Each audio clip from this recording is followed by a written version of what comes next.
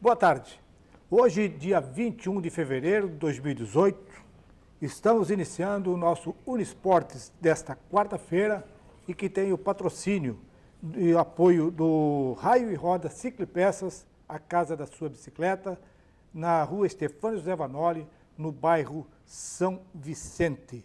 Hoje aqui comigo, para fazer o programa, o Diego Arthur está aqui, mas antes de abrirmos propriamente dito o programa, eu quero abrir a sessão de abraços. Quero mandar um abraço à Bárbara, filha do Andrei, que está ali no estúdio. Ela veio da escola e está ali com o papai e está acompanhando. Também um abraço para a Monique, a nossa secretária, e também a Ana, que trabalham conosco aqui na Univale, no Departamento de Esporte, Departamento de Jornalismo. E lógico que a grande novidade que surgiu e uma preocupação, nós aqui conversamos, inclusive, se não me falha a memória, foi no domingo, que estava o Diego, estava o seu Benício e também estava o Cacá, e eu fiz uma pergunta a eles sobre as 3 equipes que nós temos em Itajaí, por questões financeiras e tudo mais. Nós discutimos esse assunto. E hoje, eu pegando os jornais e acompanhando os noticiários de Santa Catarina, me deparei com uma situação complicada do Hercílio Luz. O Hercílio Luz que vem lutando para subir a primeira divisão, para permanecer na primeira divisão, e ele tem aí, estava com um problema de penhora do seu estádio, em função de falta de pagamento dos seus profissionais da bola. Então, se você traz uma carga negativa financeira de uma temporada para outra, que nós estamos dentro do próprio campeonato, é complicado. Como é que você vai conseguir respirar? Como é que você vai conseguir se administrar? E aí eu já coloco aqui o Diego nessa baila. O Diego, nós vamos ter muito disso daqui para frente com os nossos clubes, principalmente aqueles que não estão com o calendário cheio, aqueles que não têm a possibilidade de ter o recurso de televisão, recurso de patrocínio mais forte. Nós vamos ter esse problema, Diego? Boa tarde. Boa tarde, Eládio. Boa tarde aí aos telespectadores.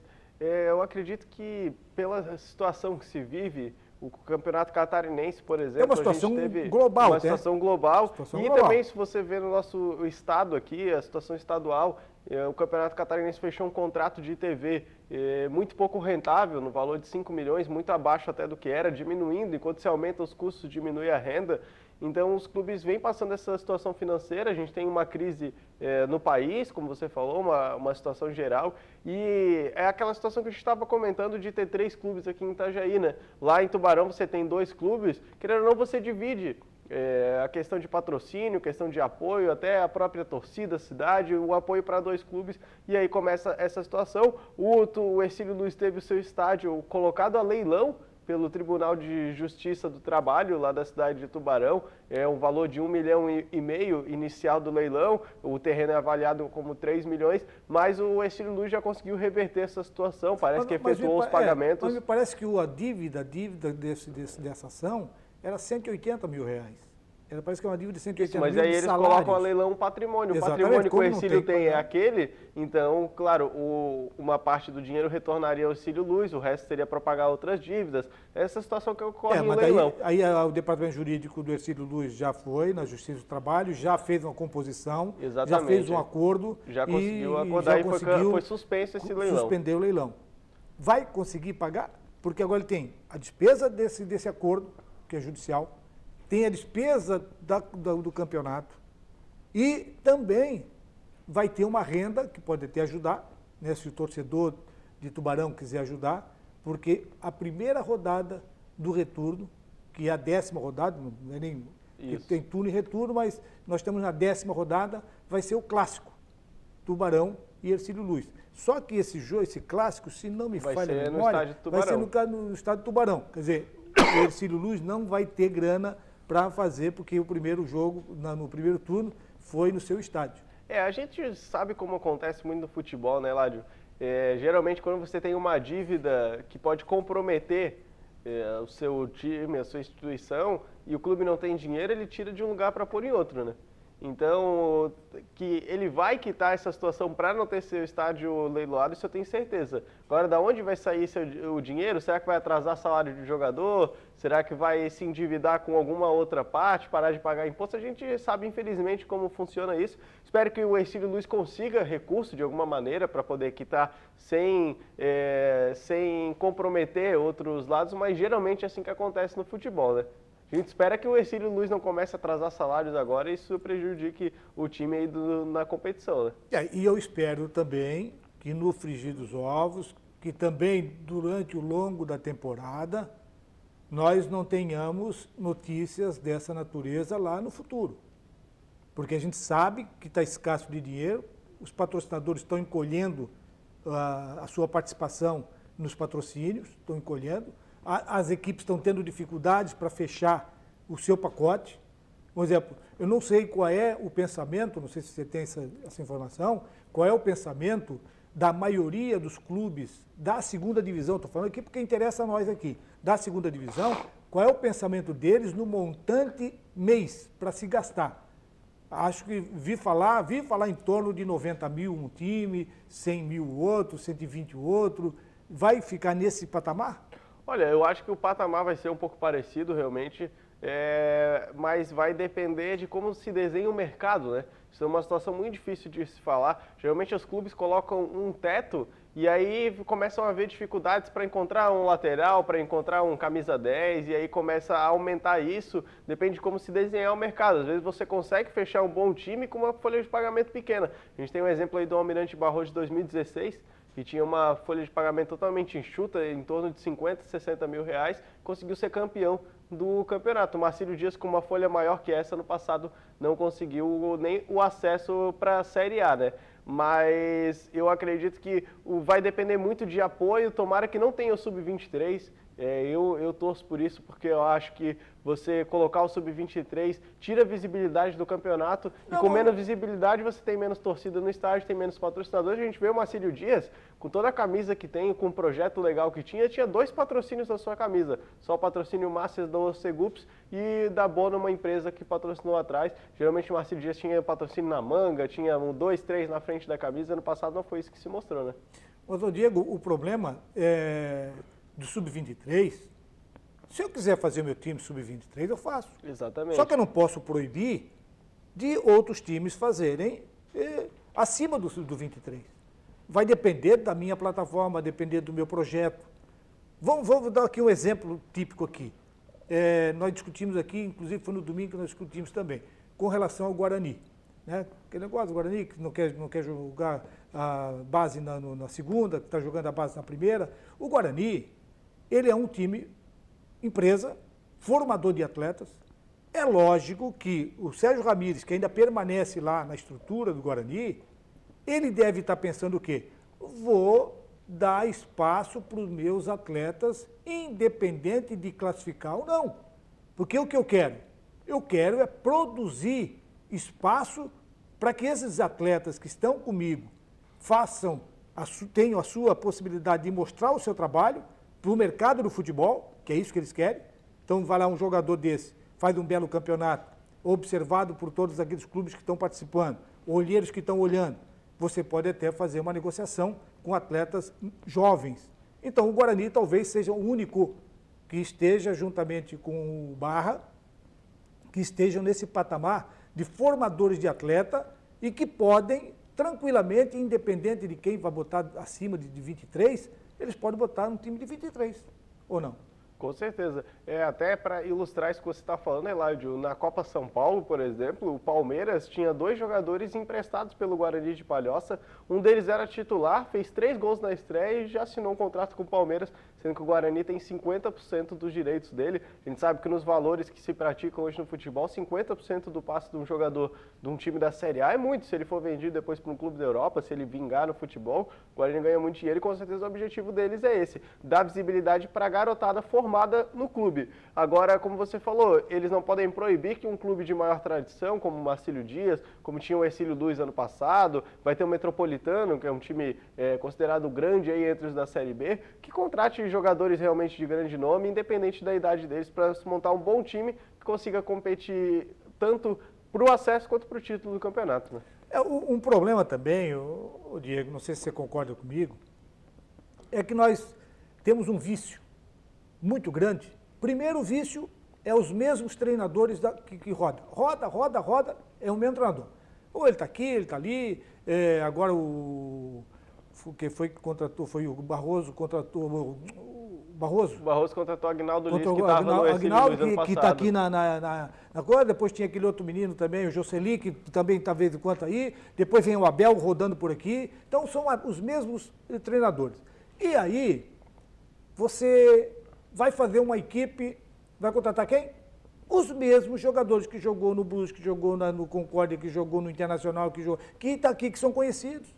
Ninguém se preocupa de buscar jogadores como o Barroso se preocupou quando estava na segunda divisão. O Barroso se preocupou em trazer Safira, que era um jogador que não era conhecido aqui no estado. Trouxe outros jogadores também que se destacaram. Então ele trouxe novidade para cá. E nós precisamos de novidade. Mas, Eladio, eu acho que precisa ter um equilíbrio disso. Porque o Marcílio Dias, ano passado, quis essa ideia de trazer jogadores só de outros estados. Ele, a princípio, tirando o Rodrigo Couto e o Rogério, eram só jogadores que não tinham passado por aqui, ou que tinham se destacado no Rio Grande do Sul e outros estaduais, e a princípio não deu certo. Quando chegou o René, ele falou, não, a gente precisa de gente que conheça o campeonato. E aí ele trouxe, o Marcílio Dias trouxe o Schwenk, trouxe o Jefferson Paulista, trouxe o Pichu, trouxe outros jogadores que já tinham atuado aqui no nosso estado, alguns com a camisa do Barroso. Agora o que precisa é um equilíbrio. Montar time só com um jogador rodado não dá certo, como também só trazer de outro estado, né? Não, por exemplo, você colocou o nome do Schwenk, tá? O Schwenk é bananeira que já deu caixa. Concordo. Tá? O Schwenk, vou aqui respeitar o profissional, mas é bananeira que já deu caixa. Já vai para 39 anos. Então ele pode estar até jogando aí no interior, ele pode estar se apresentando, só que você precisa hoje de um atleta competitivo. E atleta competitivo hoje é o máximo de 30, 32 anos, para você ainda acreditar que ele possa render, que ele tenha vontade. Porque o grande problema é você contratar um jogador com vontade de jogar, do que você contratar um jogador que vem por causa do salário. Eu quero estar empregado. É uma coisa. Eu quero mostrar serviço. É outra coisa. Então, se fizer, essa é a diferença grande. Você achar esse jogador que quer jogar para mostrar serviço, do que aquele jogador que vem para se manter dentro da profissão, dentro do estádio de futebol. Até usar um exemplo, a gente vai depois falar talvez disso, mas o Brusque agora trouxe o Safira, né? 34 anos, mas é uma posição onde um meia ali, se fizer um time que marque para ele consegue jogar. Agora, centroavante, como você citou do Schwenk, no futebol competitivo como o da Série B, realmente já está um pouquinho acima da idade, né? É lógico que mentalidade dos nossos treinadores, nós temos que mudar a mentalidade dos nossos dirigentes, nós temos que mudar um monte de mentalidade para poder dar uma reciclada, dar uma mexida. Inclusive, vamos voltar aqui lá no passado, que o futebol carioca estava uma porcaria, o Horta chegou lá e falou, vamos fazer o troca-troca aqui. Fez um troca-troca, mexeu no campeonato, lógico, o time dele acabou caindo, tá? Tomou pancada de todo mundo, mas o futebol criou uma motivação naquele troca-troca que teve. Tem que motivar, tem que fazer o torcedor voltar ao estádio, voltar a gostar do futebol. Nós vamos ao intervalo e, na sequência, nós vamos falar a respeito do Aranha no Avaí, também do Safira no Brusque, dentro da competição do Campeonato Catarinense. Voltamos já já.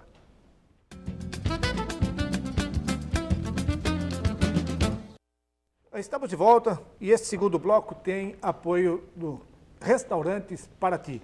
A sua casa fora de casa, servindo almoço de segunda a sábado, uma grande variedade de carnes e saladas. É uma comida caseira.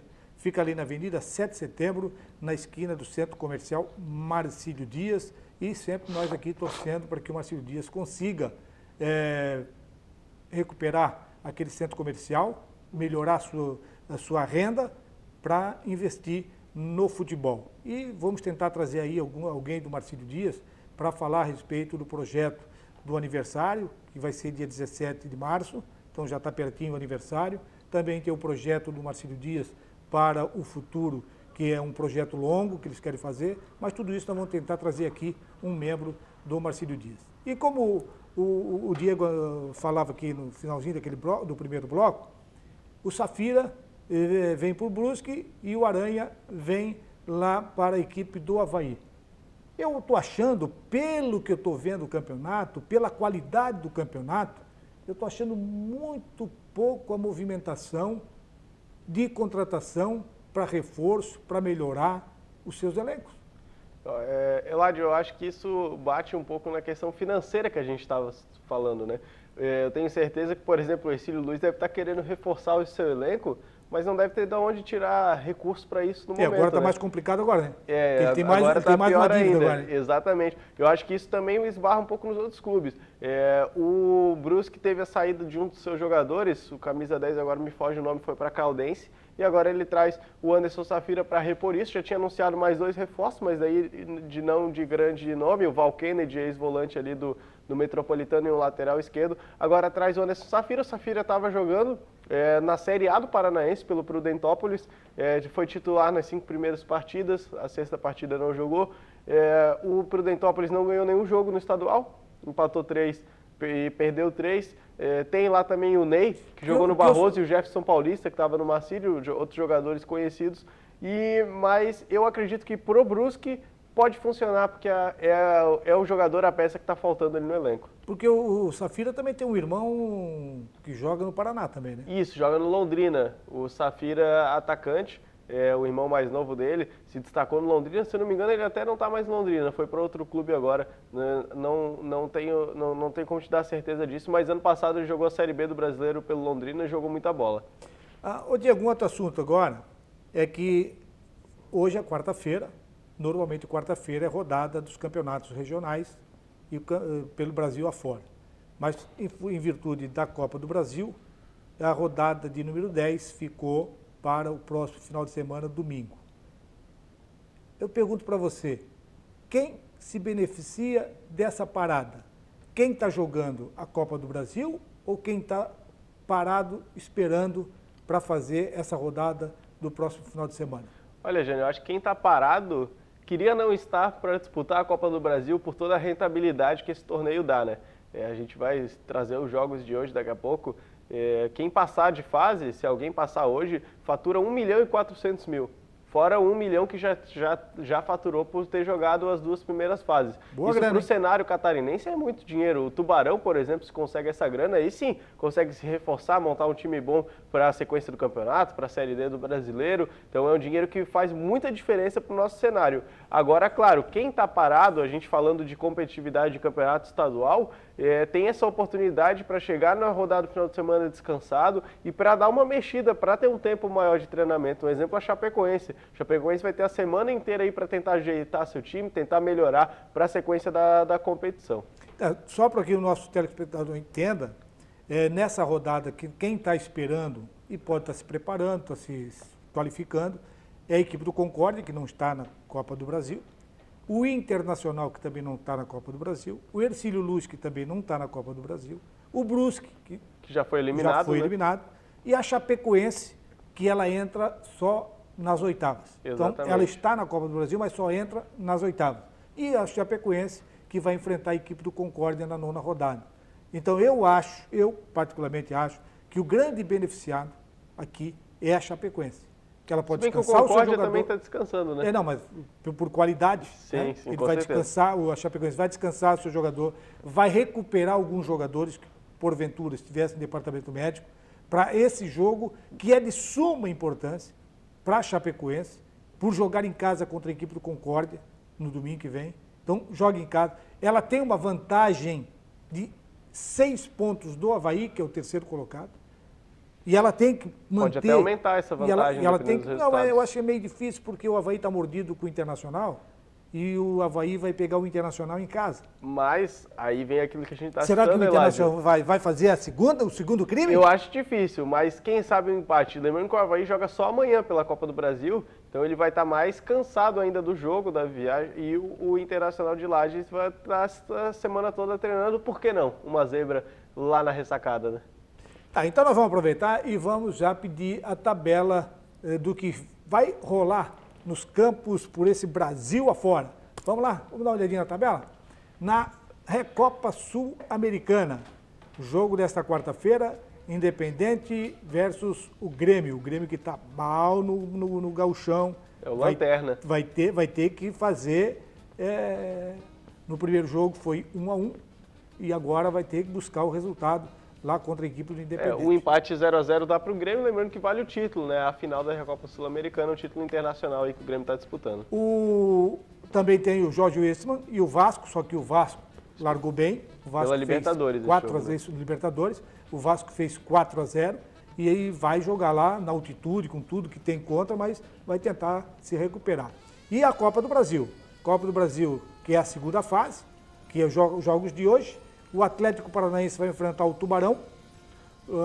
A cúpula da federação está indo a Curitiba para assistir esse jogo. Londrina contra o Ceará, o Remo contra o Internacional, o Criciúma recebe o Cianorte. O Criciúma vai ter que fazer, o resultado vai ter que fazer o dever de casa. O Cianorte não perdeu nenhum jogo esse ano, sabia, Ládio? E o Criciúma tem que ganhar. E tem que ganhar. Porque se empatar, vai para pênalti. Exatamente. Não tem, só lembrando, não tem aquela vantagem do time visitante igual na primeira fase, mas se empatar o jogo, vai para as penalidades. Então, como você falou, o Criciúma tem que ganhar dentro dos 90 minutos. O Goiás pega o Boa Esporte, Ponte Preta pega o Inter de Limeira, o Botafogo da Paraíba pega o Atlético Mineiro e o Figueirense vai pegar a equipe do Oeste também, um joguinho encardido, e o Figueirense tem que fazer o seu dever de casa. Acredito que passe. No Campeonato Carioca, jogos dessa quarta-feira, Bangu versus Fluminense e Flamengo e Madureira. Esse é o jogo da primeira rodada da Taça Rio. Campeonato Paulista, na 7ª rodada para hoje, Ituano e São Paulo.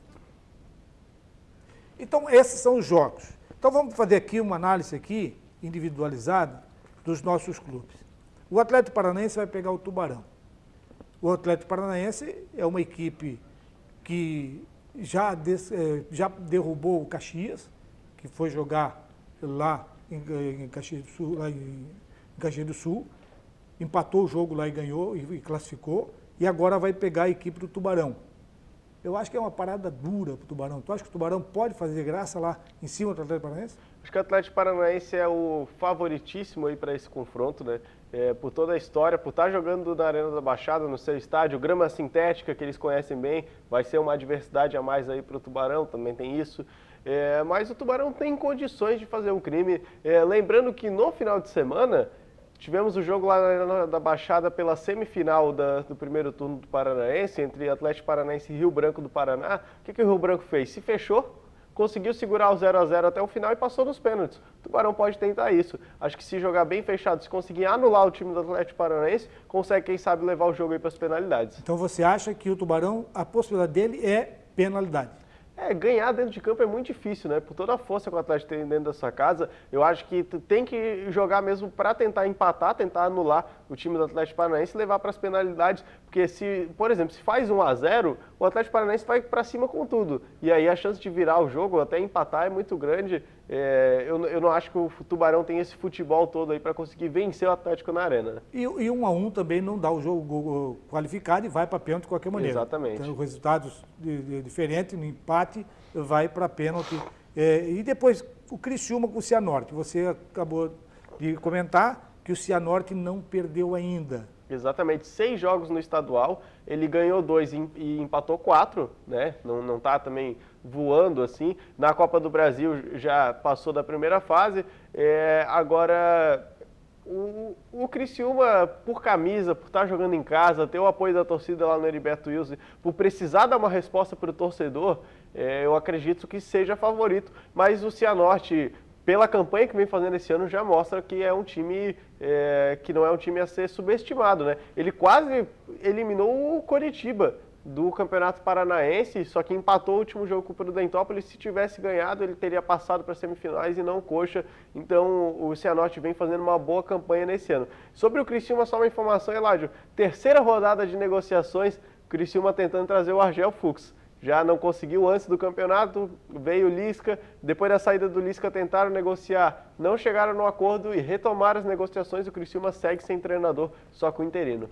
E uma coisa também, Diego, é que o Griso, isso pesa pra caramba. O Griso, numa entrevista que deu à Crônica de Criciúma, ele disse que precisamos qualificar o nosso grupo. Eu acho que ele foi infeliz no qualificar. Ele poderia dizer, precisamos reforçar o nosso grupo, né? Trazer mais gente. Ele dá a entender que não tem a qualidade do grupo dele, né? Dar opção, né? E tá, o clima lá não está bom, não. A campanha do Criciúma no estadual não está dando ao Griso nem aos jogadores uma tranquilidade para esse jogo. Por isso que é um jogo que está complicado. na zona de rebaixamento, é o vice-lanterna o Criciúma. E o Figueirense, que vai pegar o Oeste? O Oeste está na segunda divisão do Campeonato Paulista, mas isso dá uma iludida. A gente pensa, segunda divisão de estadual, time ruim, não. Porque o Oeste está na segunda divisão também do Brasileirão, né? É um caso até curioso, está na Série B do Brasileiro e na Série B do Paulista. Tem um time bom, com alguns jogadores rodados, o treinador é o Roberto Cavalo, que chegou no Oeste ano passado, quase levou o Oeste para a Série A do Brasileiro, chegou a brigar até as últimas rodadas, então vai ser um confronto difícil, mas o Figueirense, pelo time que tem, o elenco, pela campanha que vem fazendo esse ano, também vejo como favorito. Acho que dos três que jogam hoje, só o Tubarão tem vida difícil aí para passar. Acredito que Criciúma e Figueira consigam passar de fase. E também registrar que também na Copa do Brasil, jogos de amanhã, nós teremos aí o Juventude contra o Avaí, parada difícil para o Avaí lá, diante da equipe do Juventude, até porque, como você fez aqui a análise do Tubarão, o Avaí vai jogar para empatar? Não, o Avaí vai tentar jogar para ganhar a equipe do Juventude. Cima lá, né? E o Joinville que vai jogar contra o Vila Nova, na casa do Vila Nova. Então, é uma complicação maior para os nossos clubes nessa segunda fase do campeonato da Copa do Brasil. Como você bem disse, dá uma grana preta. 1.400.000. Só para essa rodada? Só se ganhar esse jogo, 1.400.000. Quer dizer, o que ganhou na primeira rodada já está no bolso? Já, nas duas primeiras, né? Foi 400.000 na primeira, 600.000 na segunda e 1.400.000 agora na terceira. Então ele vai multiplicando. Exatamente, vai aumentando esse valor. Se chegar nas oitavas, se chegar na quarta fase, é 1.800.000. É porque o prêmio total é 68 milhões, né? O campeão pode chegar a 50 milhões para o campeão, ele pode chegar a 68, logicamente, somando todas as fases. Quem entra nas oitavas, o valor é um pouco menor, né? Porque não pega essa grana das primeiras fases. Mas quem está desde a primeira fase pode chegar a 68 Mas vai beliscar os 50. Vai, o campeão sim. Diego, já estamos no final do nosso programa. Quero mais uma vez agradecer você pela sua participação e dizer aos nossos telespectadores que o nosso colega Zélio Prado continua estável ainda no Hospital do Coração e nós estamos aqui aguardando que ele consiga sair de mais essa. Um abraço e voltaremos amanhã com o nosso Unisport. Obrigado, Diego. Muito obrigado.